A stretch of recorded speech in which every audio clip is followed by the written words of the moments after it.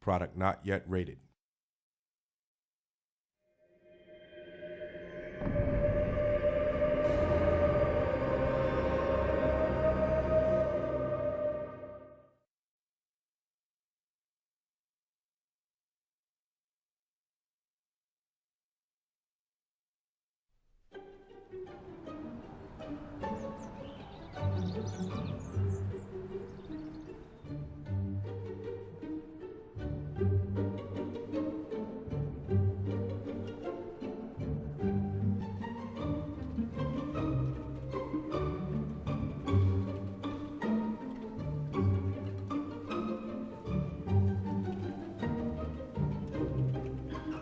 What do I hate most about England? So many things. Being the very modest and extremely sophisticated Frenchman I am, I would have to say the weather and the food just don't cut it in this country. I'll refrain, because if people watch this, I'll get hell out there. What we do is we design all of the places that you get to visit in Fable 2. We make all the tools that are used for the development of Fable 2. The way we would design an area, this tends to be slightly different depending on the type of area it is. What we start with is the plan. Then what we do is we actually white box it, and that means we, in a very simple art package, we'll just rough it out, get our scale, make sure all the critical dimensions to ensure that the navigation systems will all work. And we do that fairly quickly in a program called SketchUp. That gives us a rough version of a region, which we can give to the artists, and they can take straight into their art package, and then they can make it look really nice. This week we're having a bug blitz, which is something we do now and again. The reason for that is that ever so often the build gets a bit clogged up and messy, and we have some reliability problems. So this week we've decided to have everyone sit down and work through some of the bugs. Unfortunately, Sam, you've come at a really bad time. We've all got major technical issues at the moment and can do no meaningful work. I can pretend to work. I do that all day. Well, what I did at the start when I was asked to put the art style for the game together is I researched every aspect of the art of the game and made sure it was consistent with the design vision for the game. When we were doing the environments, what you've got to do is split up the environment team into architectural and organic for a start. There's definitely people that are more organic than others. Quite a few hippies on the team.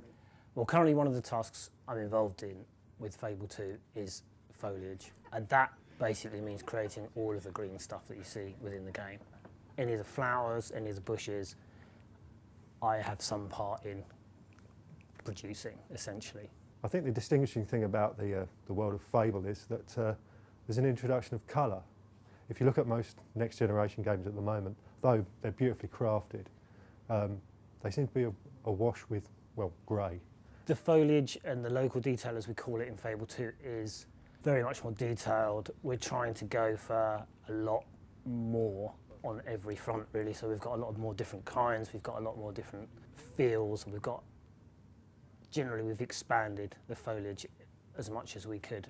Well, you know, I work with mainly artistic people, and let's face it, they're never going to be satisfied unless they have one big red button that builds the whole game. So I'd say they are reasonably satisfied, but they're not happy.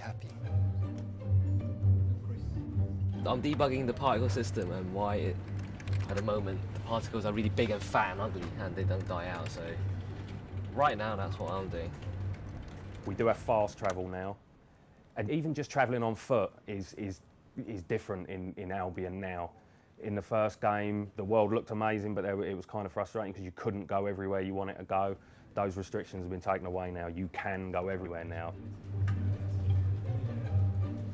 I'm fixing bugs at the moment. Some rather nasty grouping bugs in the editor, which are taking some serious investigation.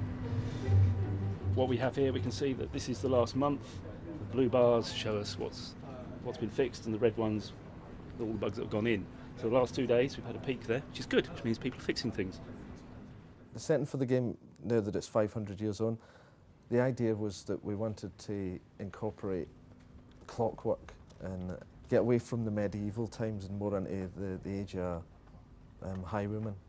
It's always good to keep people on their toes when they're making the game. If you do the same thing again, it can dry up. We just want to keep everybody on their toes, especially the public as well. Well, for instance, we want our regions to be very dynamic. So it means some quests will show you a region with certain modifications, and we also want to have seasons in there.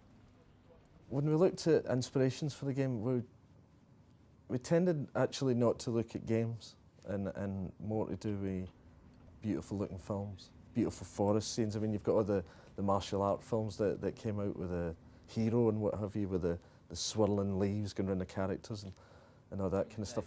The thing with Fable 1 is that we literally had no idea how this game was going to be taken by the public, you know, whether anybody would actually like it. And this time we've got a better idea due to how people responded to Fable 1, so that when we're making Fable 2 we can take the best aspects of it and carry them on and fix the worst aspects and hopefully live up to everybody's expectations.